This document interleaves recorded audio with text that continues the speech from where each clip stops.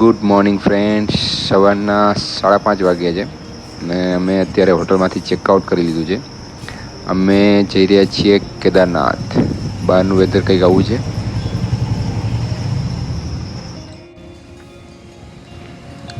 આ છે હરિદ્વારનું railway station અને અમે જઈ રહ્યા છીએ બસ સ્ટેશન તરફ, કારણ કે અમે બસ સોનપ્રયાગ માટે ઓનલાઈન જ બુકિંગ કરેલી હતી. કારણ કે અહીંનો આઈડિયા નહોતો પહેલી વાર હતો, એટલે કે ભાઈ મળશે શું મળશે, તો જઈ રહ્યા છીએ બસ સ્ટેશન તરફ. તો બસ સ્ટેશન તો પહોંચી ગયા. હવે અહીંયા બસો ઘણી બધી પડી છે. અમારી બસ કઈ છે એ ગોતવાની છે. નંબર તો છે, જો કે વાત પણ થઈ જાય તો આગળ આવેલા છે બસ ગોતી લે.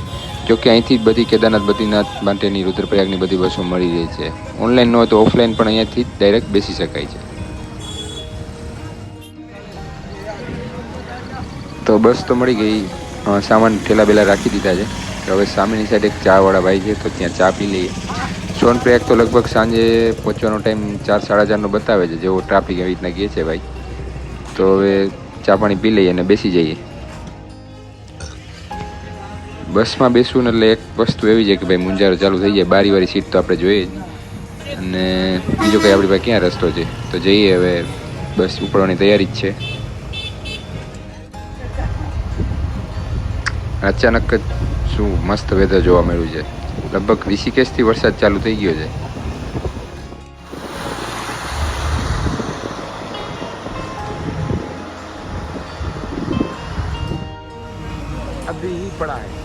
વરસાદની સિઝનમાં આવી એટલે આ તો બધું નોર્મલ થઈ ગયું. હમણાં જ પડ્યું એવું લાગે છે, કારણ કે સવારનો મેં નીકળ્યા ત્યારનો વરસાદ ચાલુ થયો છે. ત્યારથી લગભગ હમણાં જ રસ્તા ઉપર આવ્યો છે એવું લાગે છે. એટલે થોડીક બીકઈ લાગે કે આપણે નીકળી જઈને ત્યારે હારવાર ન પડી જાય. પથ્થર ગબડતા જ રહેતા હોય છે. તો એક ચોમાસાની સિઝનમાં એક ડર લાગે, બાકી તો કંઈ બીક જેવું નથી.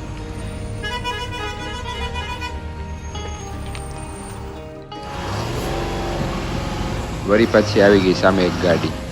સાંકડો રસ્તો હોય અને સામે ગાડી આવી એટલે ભાઈ બધું જોવા મળી જાય તમને.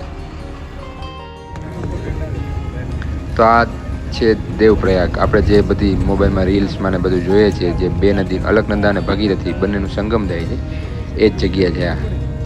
મારી એકચ્યુઅલી સીટ સામેની સાઈડ આવી છે. ઉતરવા માટે મારે આ સાઈડ આવવું પડ્યું. ભૂલથી સીટ ઓલી બાજુની થઈ ગઈ બુકિંગ. તો બહુ નાસ્તા પાણી તો નથી કર્યા, બાકી હળવો નાસ્તો લીધા છે પેકેટ્સ. કારણ કે બસમાં બેસીને બહુ ખાવું ભાવતું નથી, અને થોડુંક ઉછાળા જેવું પણ ચડે છે કે ભાઈ વોમિટિંગ જેવું થાય છે. એટલે બહુ બેગમાં અમારી સાથે નાસ્તો હતો એ કર્યો, અને હવે પગ ફ્રી કરીએ છીએ, આરામ કરી લઈએ, કારણ કે હજી 4 વાગ્યા સુધી બેસવાનું છે. ટ્રાફિક બહુ નડ્યો નથી, એટલે પહોંચી ગયા અત્યારે લગભગ 2:45 જેવું જ થયું છે. અને સોનપ્રયાગ પહેલાં સીતાપુર પડે છે, ત્યાં જ પહોંચ્યા છીએ. ત્યાં બસ લગભગ ત્યાં સુધી જાય છે. અહીંથી આગળ બસ નથી જવા દેતા, તો અહીંથી જોઈએ આગળ. તો સોનપ્રયાગનું આ બસ સ્ટેશન કે પાર્કિંગ જે કયો એ છે, અને અહીંયા જ અમે ઉતર્યા. અહીંથી બધી ગાડીઓ નીચેની તરફ પાર્કિંગમાં જાય છે. મોટા વાહન બધા આગળ નથી જતા, એટલે બધાને અહીંથી જ ઉતરીને સોનપ્રયાગ પહોંચવાનું છે. બીજું કંઈ અહીંથી આગળ ટેક્સી કે રિક્ષા કંઈ હાલતી નથી, એટલે અહીંથી હાલીને સોનપ્રયાગ લગભગ 1.5 કિલોમીટર જેવું થાય, ત્યાં લગી જવાનું છે.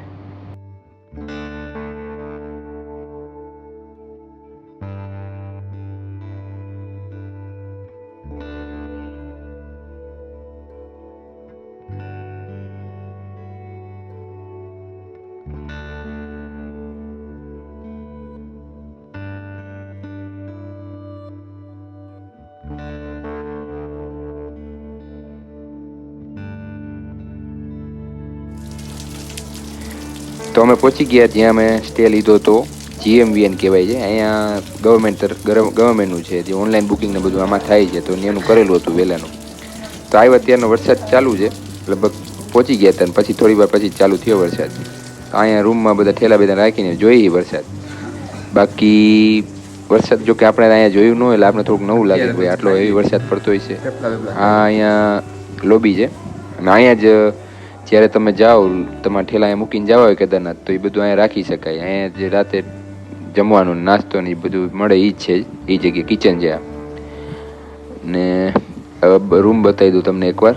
એટલે ડોરમેટ્રી જ છે કે ભાઈ બધાય કોમન એક સાથે 6, 7, 9 બેડ હોય એવું એવી ડોરમેટરીમાં જ આપણે રૂમ રાખ્યો છે. એટલે સિઝન પ્રમાણે 1000 ને 1200 રીતના ભાવ હોય છે. આ રહ્યો મારો રૂમ. अभी तो बारिश स्टार्ट हो गया बार. हाँ हाँ हाँ वो देख रहा हूँ अभी बना.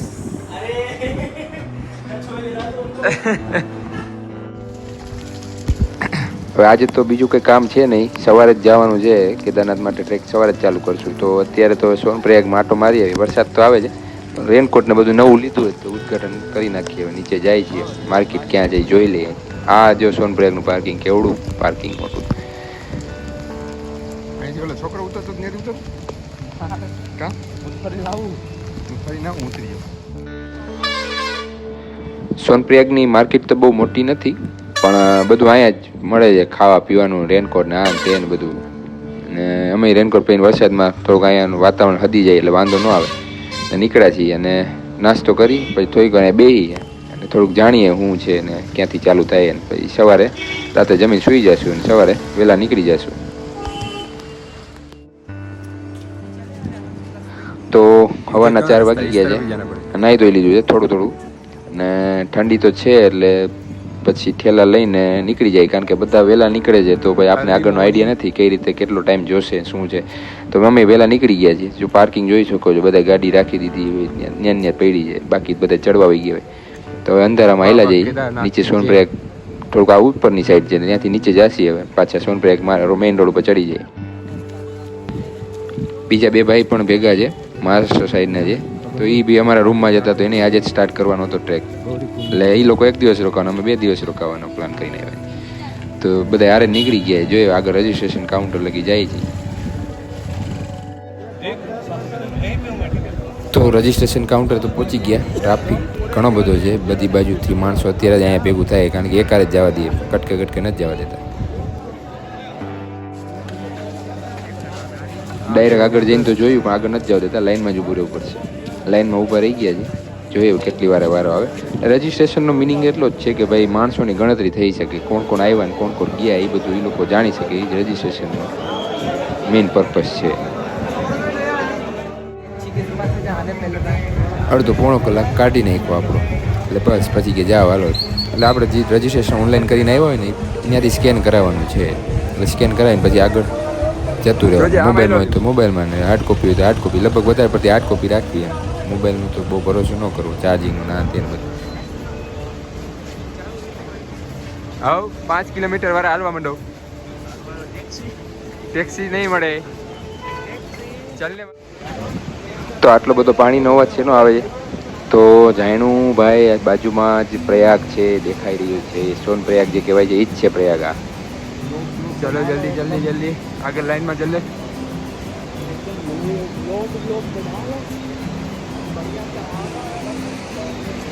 સોરી કાળા ડન ડન કામ હો ગયા.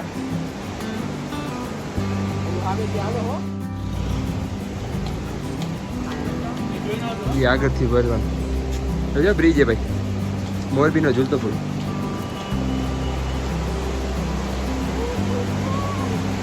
અહીંયા ખોટા જ છે, હલવાનું નહીં બહુ. કેવો અવાજ આવી રહ્યો છે? નદી તો ખાલી પાણીનો જ આટલો અવાજ છે. વિચાર તો કરો પાણી કેટલો અવાજ કરે છે, એનો ફોર્સ કેવો હોય છે. બહુ અવાજ આવે.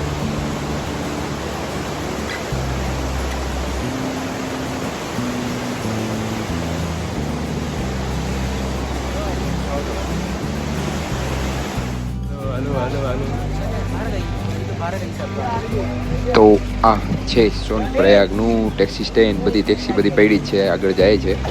અને અહીંથી 50 રૂપિયા ગૌરીકુંડનો ચાર્જ છે. એક ટેક્સીમાં લગભગ 8-10 જણા સમાય છે, એટલા બેસાડે છે. સોનપ્રયાગથી ગૌરીકુંડનો રસ્તો તો બહુ સાંકડો છે. તો અહીંયા પહોંચી ગયા છે માંડ, અને બસ ભેગા થઈ ગયા. થેલા બધા લઈ લીધા. અમે લગભગ મોસ્ટ ઓફ થેલા બધા ત્યાં જ મૂકી દીધા છે. જે જરૂરિયાતની વસ્તુ, રેનકોટ ને એ બધું 1-2 થેલા લીધા છે ભેગા. અને બસ હવે અહીંથી આગળ સ્ટાર્ટ કરવાનું છે. ગૌરીકુંડ બાજુ જવાનું છે અહીંથી ચાલીને.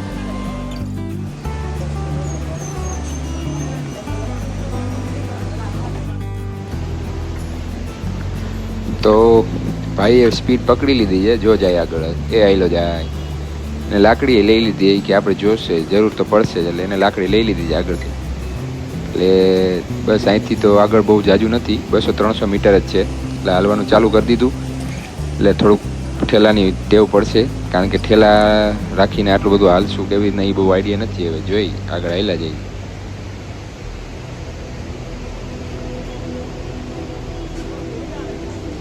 नहीं नहीं, वो अभी थोड़ी देर चलेगा स्पीड में, बाद में थक से पीछे होगा, थक जाएगा ना, उसको पसीना बहुत आता है. नहीं, उसको बहुत आता है, गर्मी नहीं रहती है तो भी आता है.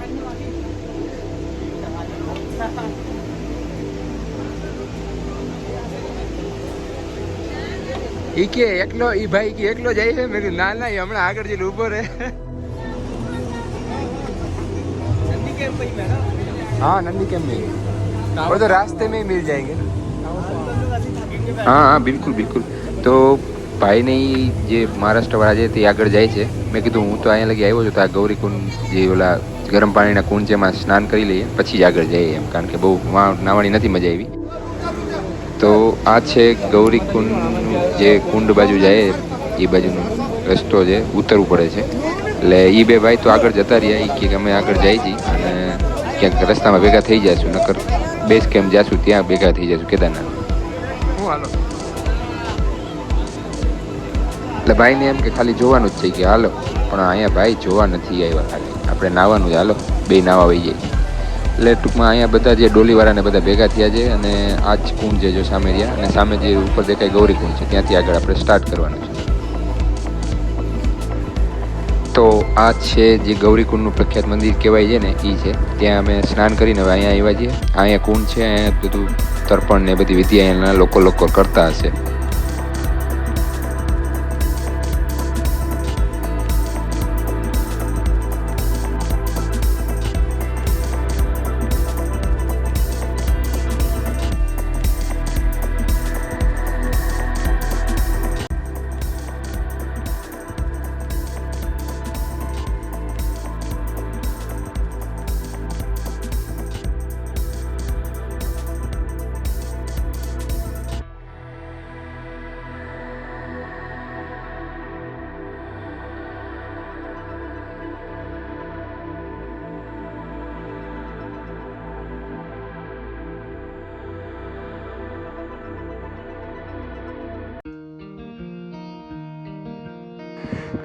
બહુ ટાઈમથી આ મંદિર આપણે જોતા હતા રીલમાં અને બધાએ, આજે ફર્સ્ટ ટાઈમ લાઈવ જોઉં છું.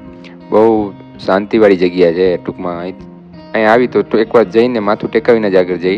આ ગૌરી માતાનું મંદિર છે, આ કુંડ છે અહીંયા, અને જે હમણાં મંદિર હતું તે ભગવાન શિવની ત્યાં પૂજા થાય છે. તો એવી જગ્યા છે, બહુ મસ્ત જગ્યા છે, શાંતિવાળી. લગભગ બધી મંદિર આપણે જે ઉત્તરાખંડમાં જોઈને બધા આ જ ટાઈપના બનેલા છે. આ ગૌરીકુંડ આ ટૂંકમાં ફરતો જે એરિયા છે ને અહીંયા મંદિરનું પ્રિમાઇસીસ છે. તો ગૌરી માતાને એકવાર દર્શન કરી લઈએ અને પછી આગળ ભગવાન કેદારનાથના દર્શન કરવા નીકળીએ. તો ખૂબ શાંતિવાળી જગ્યા છે અને ટ્રાફિક પણ કાંઈ નથી. તો થોડીક વાર તમે એમને દર્શન કરી લો ને તો પણ આનંદ આવી જાય એમ.